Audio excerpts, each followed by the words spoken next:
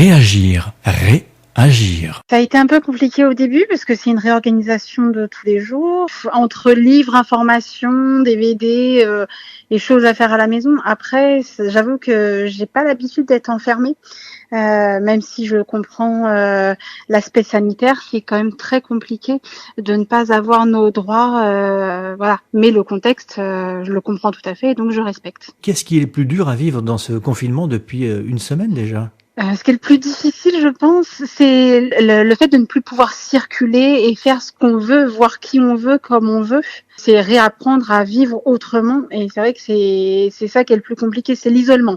Parce que moi, j'habite dans un petit appartement, sans extérieur. Donc, on a de la chance, c'est qu'on a des voisins avec qui on s'entend bien, qui nous laissent le libre accès à leurs cours, puisqu'ils ont une deuxième cour. Donc, ils nous laissent le libre accès à leurs cours. Mais c'est quand même très compliqué. Et c'est plutôt une punition ou un problème ce confinement pour vous? Je suis très partagée. C'est une punition, mais parce que je pense que on a réagi trop tard. L'État a réagi trop tard. Quand on voit que maintenant Agnès Buzyn dit qu'elle était au courant et que les choses se sont passées trop tard, moi je suis très inquiète quand même du système de santé en France qui a été complètement désossé depuis quand même maintenant de nombreuses années. Je suis très inquiète parce que de profession assistante sociale, toutes les actions que moi je peux mener aujourd'hui, on sait très bien que quand ça va être la fin du confinement, qu'on va reprendre nos activités et nos vies, j'ose dire entre guillemets normales, moi je vais avoir un surplus de précarité.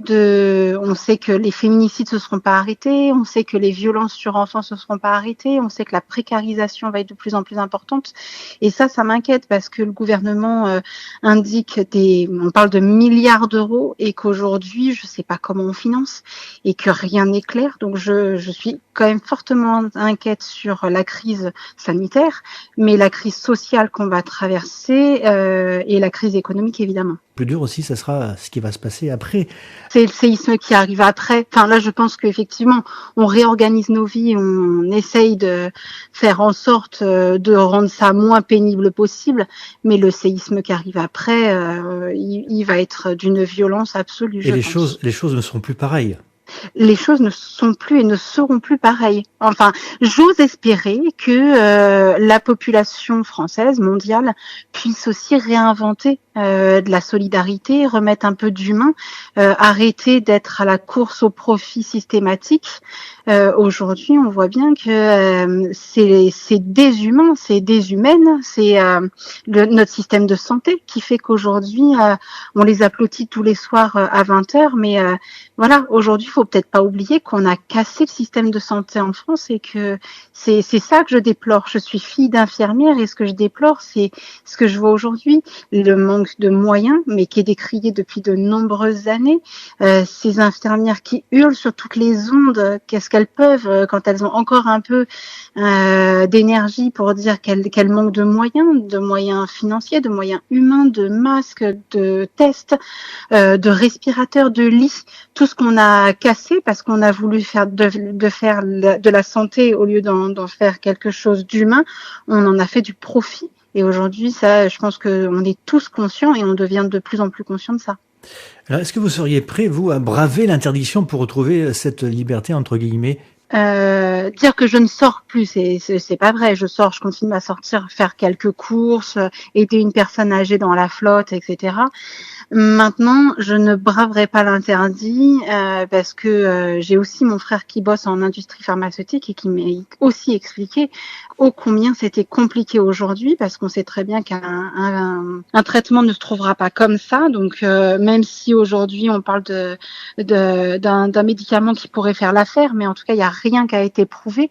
Donc, non, je braverai pas l'interdit. En revanche, le jour où effectivement on va pouvoir revivre dans des conditions un peu plus normales, clairement, je vais profiter puissance 15, effectivement. Alors justement, quelle sera la première chose que vous ferez quand tout cela sera terminé? Évidemment, je verrai ma famille, mes amis, mes proches, bien sûr. Mais oui, je pense que la première des choses que j'irai faire, c'est à part aller travailler, parce que je pense qu'aussi ça va être une des priorités, mais je pense que ce sera aller me poser avec une glace au bord de la plage. Ouais. Alors, quel serait le message à faire passer aux gens dans cette période compliquée ? De respecter ce qu'on nous demande, c'est-à-dire qu'effectivement, on nous demande de pas sortir. Après, c'est compliqué pour des personnes qui n'ont pas d'extérieur, qui ont des enfants à la maison, les occuper, etc. Mais en tout cas, on peut pas aller, voilà, faire bronzette à la plage. On peut pas aller se balader en vélo.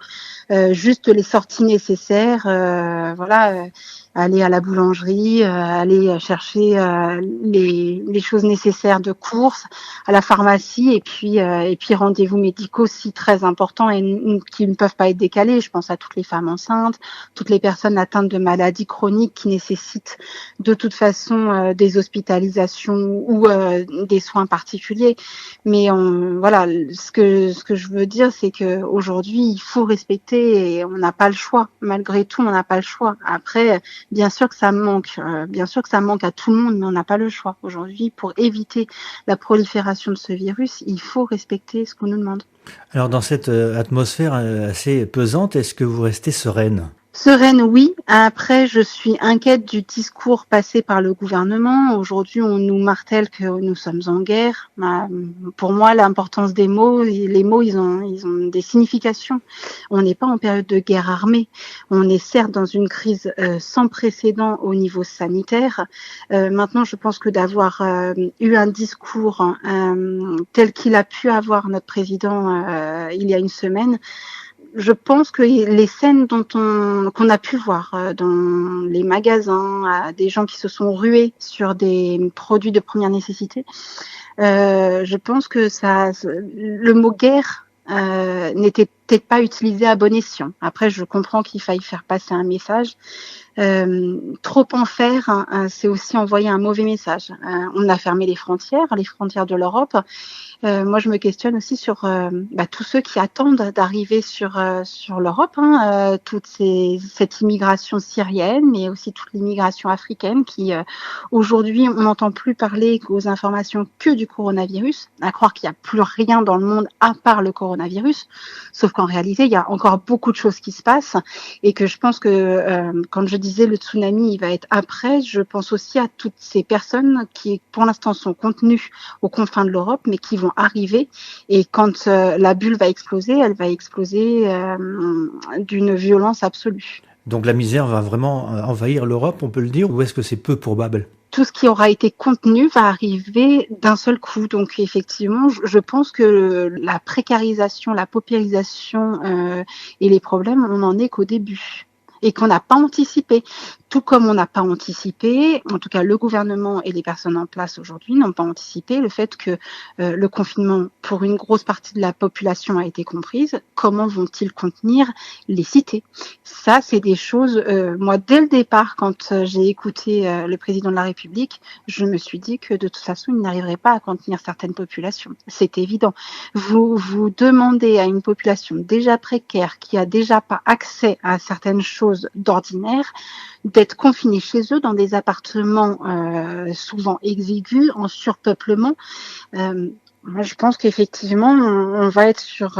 Alors, si ça ne dure pas trop longtemps, on sera sur une crise sanitaire. Si ça dure trop longtemps, je pense qu'il y aura des débordements. Alors, je ne parle pas de guerre civile, mais qu'effectivement, il y a des débordements qui pourront y ressembler. Réagir.